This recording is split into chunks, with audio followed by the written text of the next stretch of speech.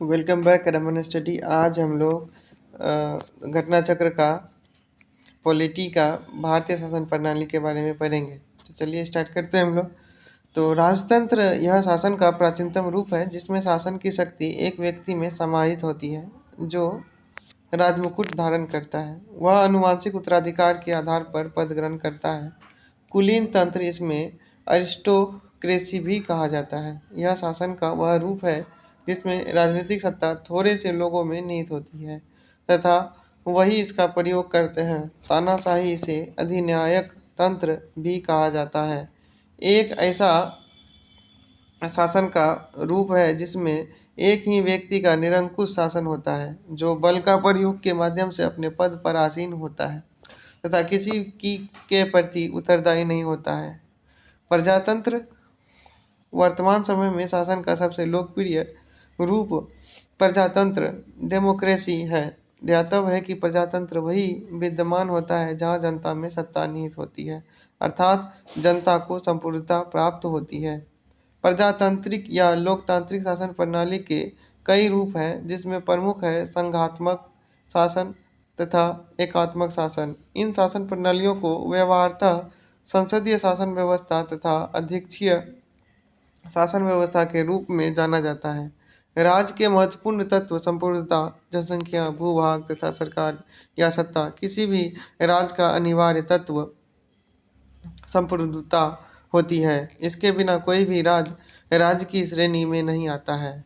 वर्ष 1947 के पहले एक राज्य के रूप में हमारा भारत संप्रभु नहीं था, क्योंकि उस समय भारत पर भारत की जनता का शासन नहीं था बल्कि ब्रिटिश क्राउन का शासन था।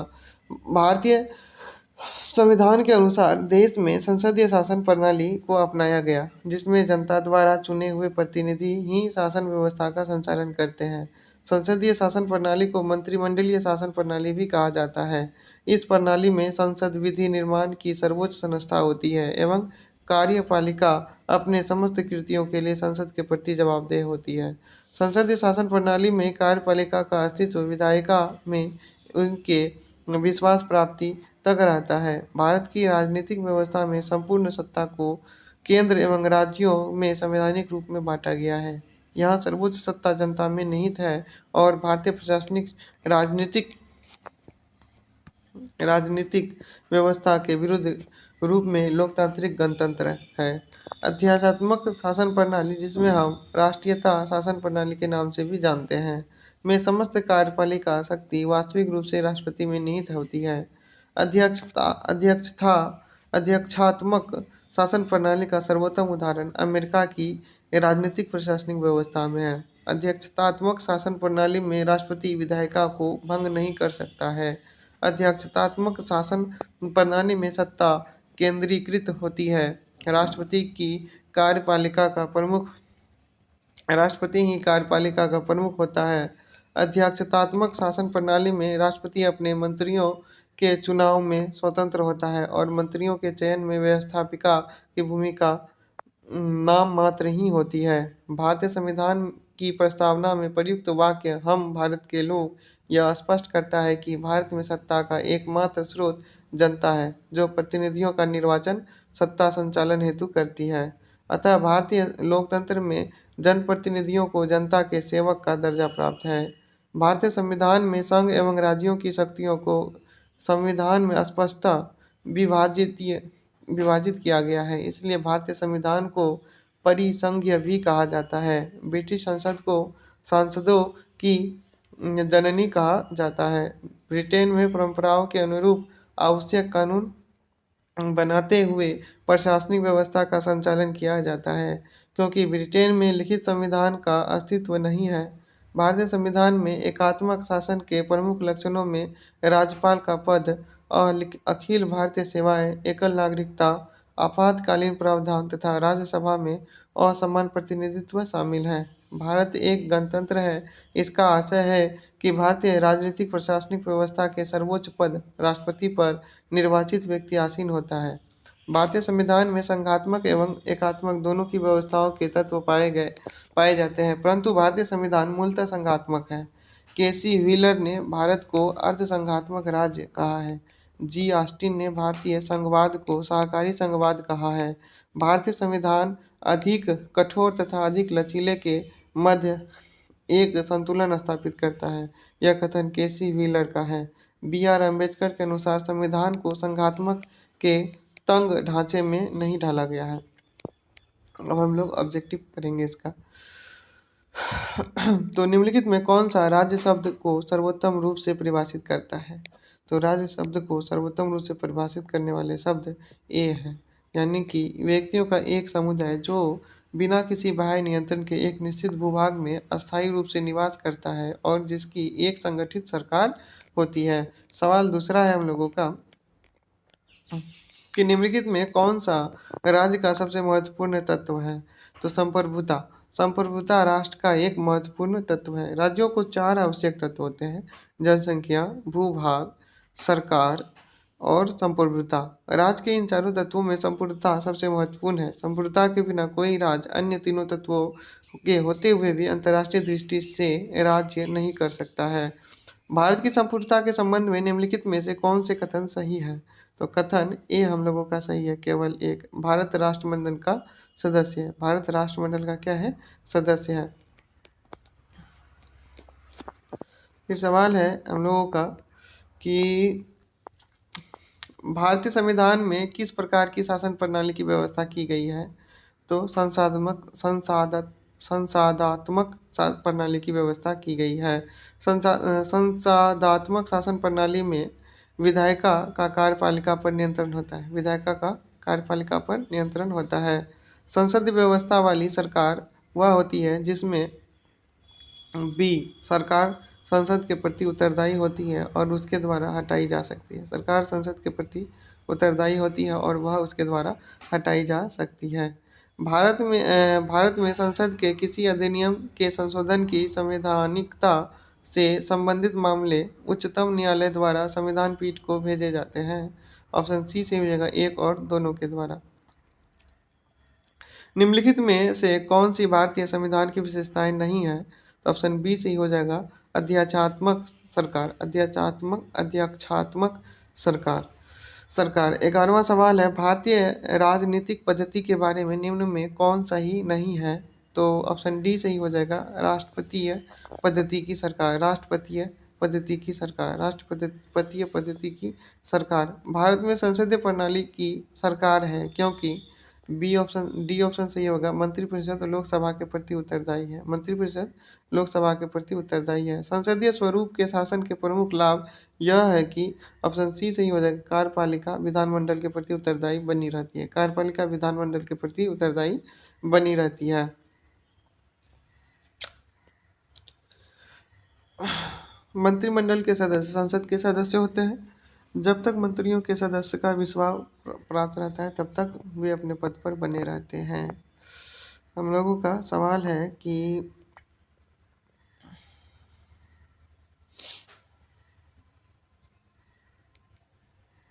सरकार के संसदीय व्यवस्था के विषय में निम्नलिखित में से कौन सा वक्तव्य सही है?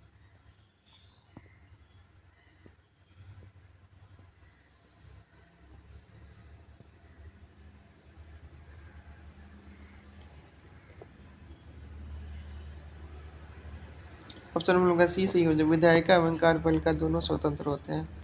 निम्नलिखित कथनों में से एक कथन को चुनिए। मंत्रिमंडल स्वरूप को सरकार के अंतर्निहित सिद्धांत का अभिव्यक्त करता है। तो ऑप्शन हम लोग का सी सही हो जाएगा, सरकार के जनता के प्रति सामूहिक उत्तरदायित्व को सुनिश्चित करने के लिए संसदीय लोकतंत्र की क्रियाविधि। फिर सवाल है, निम्नलिखित में से कौन सी विशेषता भारतीय राजतंत्र की नहीं है? तो ऑप्शन डी सही हो जाएगा, सत्तावादी सरकार।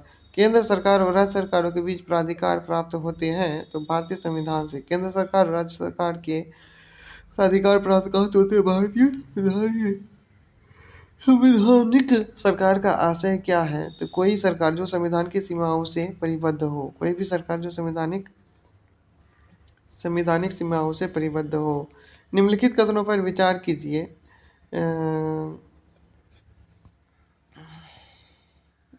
बी सही हो जाएगा हम लोगों का, ए और आर दोनों सही है। भारत एक लोकतांत्रिक देश है। भारत का अपना एक संविधान है।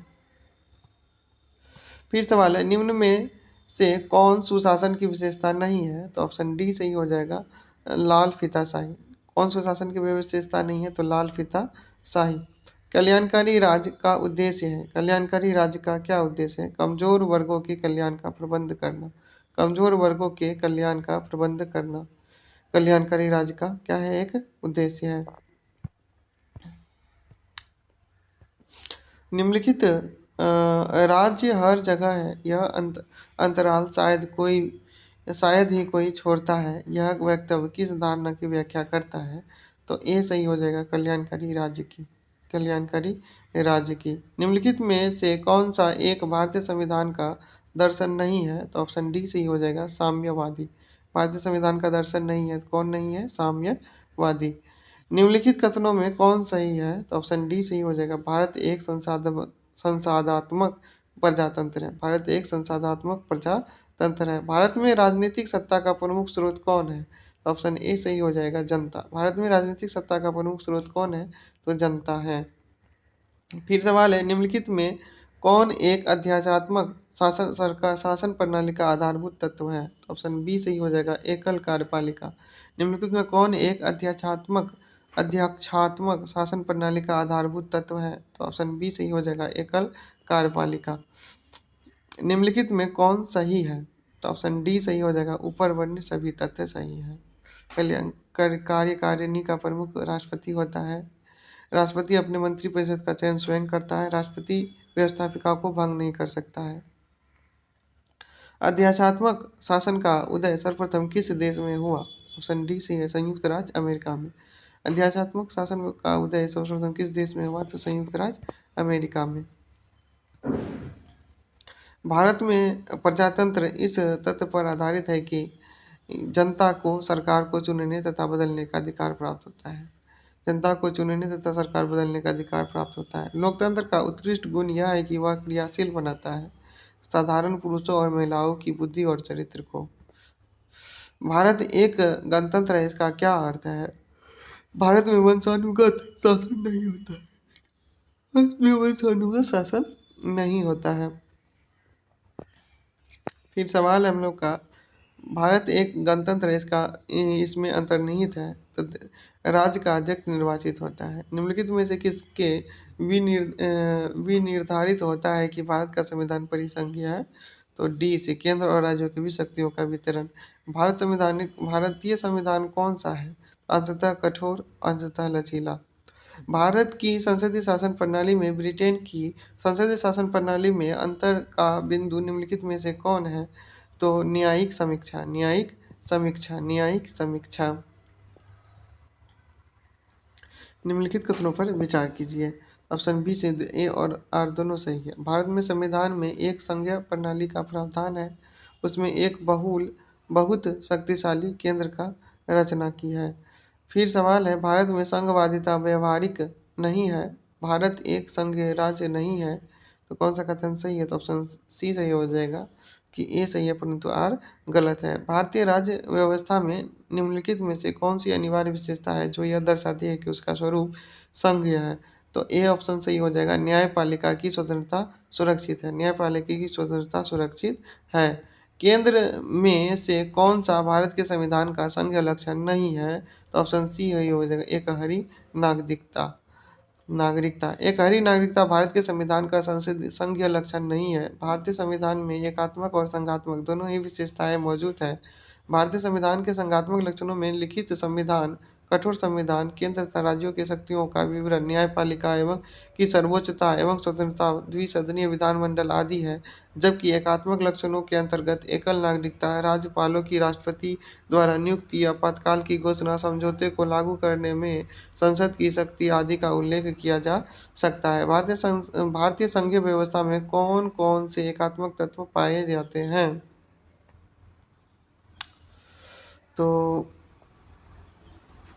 ऑप्शन डी हो जाएगा हम लोग का।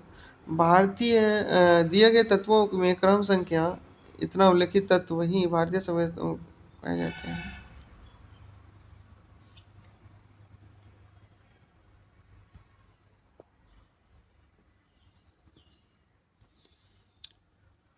सवाल है कि भारतीय संविधान द्वारा शासन की मूल संरचना के लिए एक संघीय व्यवस्था की प्रस्तावना की गई। यद्यपि एकल नागरिकता और केंद्र की राज्यों की तुलना में अधिक शक्तियां इसे एकात्मक सुझाव प्रदान करते हैं। इस प्रकार कथन 1 और 2 सही है, कथन 3 और 4 गलत है, क्योंकि राज्य विधायिकाएं कक्षा एवं वैदेशिक मामलों सहित अन्य संवर्णों में केंद्र से अलग नहीं है और साथ ही यही साथ ही यही साथ ही यही अ,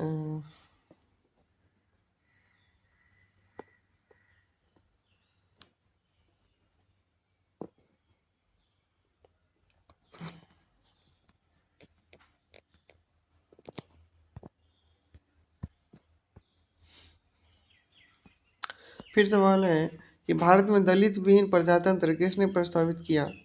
तो सी और डी महात्मा गांधी और जयप्रकाश नारायण ने। दलित विहीन का प्रस्ताव किसने पारित किया?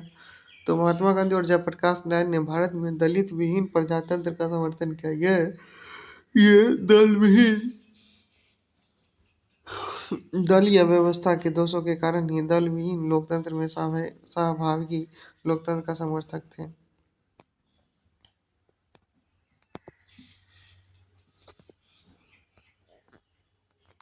भारतीय संविधान के अनुच्छेद 1 के तहत भारत राज्यों का संघ है, जिसमें वर्तमान में 28 राज्य तथा 8 केंद्र शासित राज्य क्षेत्र हैं। के संघात्मक संरचना में शक्तियों को बंटवारा संघ तथा राज्यों के मध्य किया गया, लेकिन संघ के राज्यों की तुलना में अधिक शक्तियां प्रदान की गई। भारत की संघात्मक संरचना का मुख्य उद्देश्य उसकी बहुआयामी विविधताओं में एक राष्ट्र का निर्माण करना और राष्ट्रीय एकता को संरक्षित करना है, जिसके कारण विविधताओं के असमंजन से एक सशक्त भारतीय राष्ट्र का निर्माण हुआ है। इस प्रकार प्रश्न का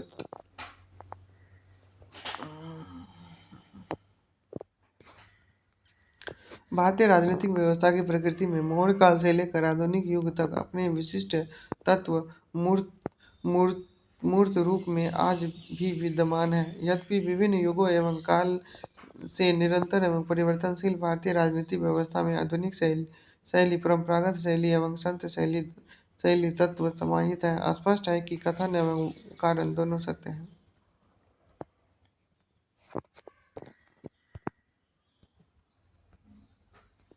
फिर सवाल है हम लोगों का कि महिलाएं, दलित, निर्धन तथा अल्पसंख्यक समूह भारत में लोकतंत्र के सबसे बड़े दावेदार हैं, क्योंकि लोकतंत्र उनके व्यक्तित्व अधिकारों की रक्षा कर उनके आत्मसम्मान तथा गरिमा को बढ़ाता है। इस प्रकार भारतीय संविधान के विरध होने का क्या कारण है?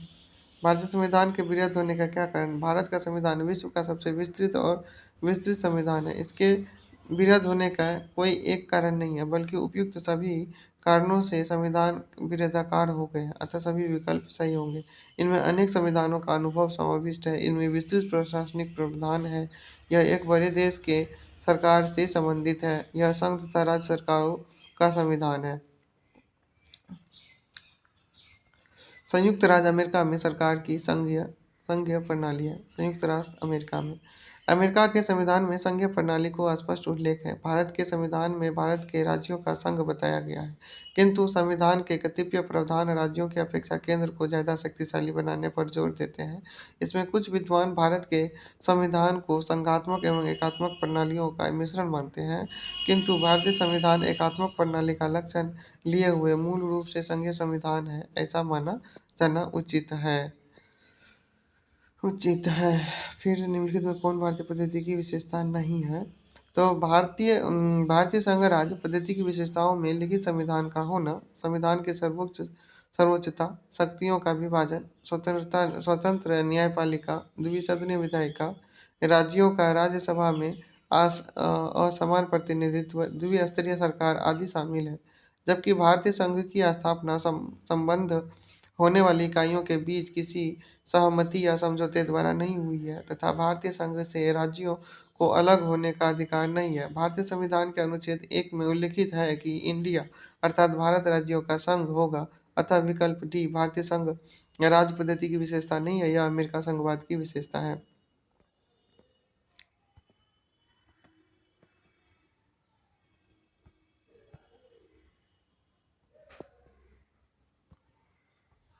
भारतीय संविधान की प्रकृति क्या है? भारतीय संविधान की प्रकृति क्या है? प्रकृति में संघ है किंतु भावना में एकात्मक है। भारतीय संघ है किंतु भावना में क्या है?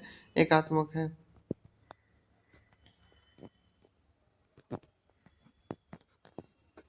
भारतीय संविधान के विषय में निम्नलिखित में से किसका आशय है कि भारतीय संविधान अधिक कठोर तथा अधिक लचीले के मध्य एक अच्छा संतुलन स्थापित करता है? यह केसी व्हीयर का संबंध है। भारतीय संविधान के संशोधन की प्रक्रिया के संदर्भ में भारतीय संविधान के लिए उपयुक्त कथन केसी व्हीयर का है। किसका है? केसी व्हीयर का है। केसी व्हीयर का है। संविधान संगठनात्मक के ढांचे में नहीं ढाला गया है, तो यह कथन बी आर अम्बेडकर का है। निम्नलिखित संविधान को संघात्मक के तंग ढांचे में नहीं ढाला, ये किसका है? अम्बेडकर। बी आर अम्बेडकर ने यह स्वीकार किया था कि संविधान को संघात्मक के तंग ढांचों में नहीं डाला गया है, यह एकीकृत और संघात्मक दोनों ही है। मितकों और कहावतों के रूप में प्रशासन के सिद्धांतों को किसने अस्वीकार किया है? तो यह हर्बर्ट साइमन ने अस्वीकार किया है। यह हर्बर्ट साइमन ने अस्वीकार किया है, स्वीकार किया है। हम लोग का फिर कि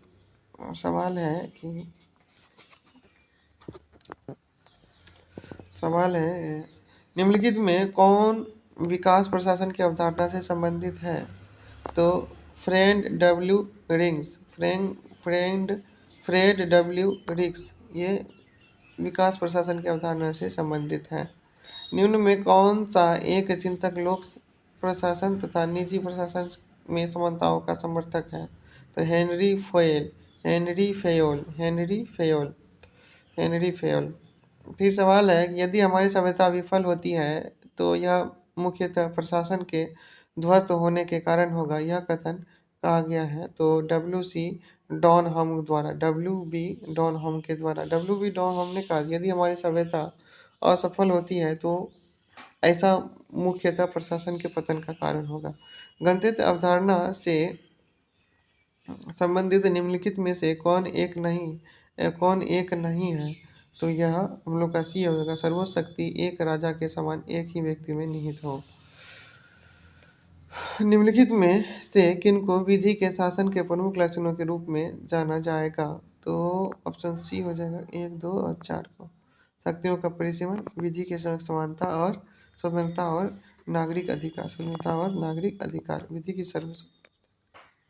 विधि की सर्वोपरिता का इसका तात्पर्य है कि विधि सर्वोच्च है तथा राज्य या किसी व्यक्ति के स्वेच्छाचारिता का अभाव होना, अर्थात किसी भी व्यक्ति को केवल विधि का उल्लंघन हेतु दंड किया जा सकता है, अन्य किसी हेतु नहीं। स्वेच्छाचारिता का अभाव शक्तियों के परिसीमन के रूप में प्रतिबंधित होता है। फिर सवाल है विधि के समक्ष समानता, अर्थात विधि के लिए सभी समान है और कोई भी व्यक्ति विधि के ऊपर नहीं है। विधिक भावना की प्रबलता, इसका तात्पर्य है कि संविधान के सामान्य सिद्धांत व्यक्तियों के अधिकार स्वतंत्रताओं का निर्धारण करने वाले न्यायिक विनिश्चितों का परिणाम है। सरकार के प्रति उत्तरदायिता विधि के शासन का लक्षण नहीं है, अतः स्पष्ट है कि विकल्प सी सही होगा। संवैधानिक सरकार में सरकार की शक्ति का स्रोत संविधान होता है। संवैधानिक सरकार व्यक्ति की स्वतंत्रता के हित में राज्य की सत्ता पर प्रभावकारी प्रतिबंध लगाती है। वस्तुतः राज्य की निरंकुश सत्ता से व्यक्तिगत स्वतंत्रता के हितों को सुरक्षित रखने के उद्देश्य से ब्रिटेन और अमेरिका के संविधानवाद का उदय हुआ। एक संवैधानिक सरकार में नागरिकों की स्वतंत्रताओं के संरक्षण हेतु संस्थागत क्रियाविधियां भी विद्यमान रहती है। परिभाषा से संवैधानिक सरकार का क्या अर्थ है? ऑप्शन डी सही हो जाएगा, सीमित सरकार।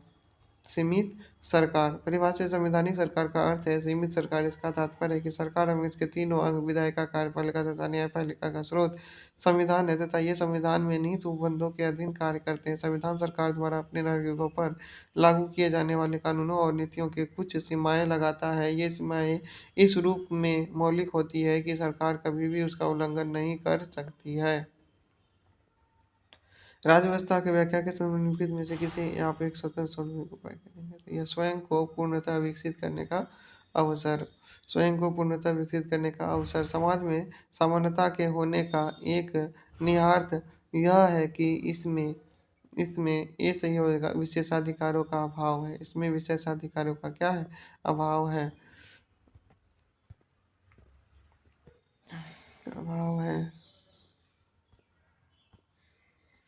दूसरे प्रशासनिक आयोग में कौन से प्रतिवेदन ने भारत में सुशासन के बदलाव की पहचान की है? ऑप्शन डी सही हो जाए, बी सही हो जाएगा हम लोग का। नागरिक केंद्रित प्रशासन शासन का केंद्र बिंदु है। नागरिक केंद्रित प्रशासन शासन का केंद्र बिंदु है। आज इसी के साथ हम लोगों का ये वीडियो समाप्त होता है। आप लोग मेरे चैनल को लाइक कीजिए, सब्सक्राइब कीजिए और शेयर कीजिए।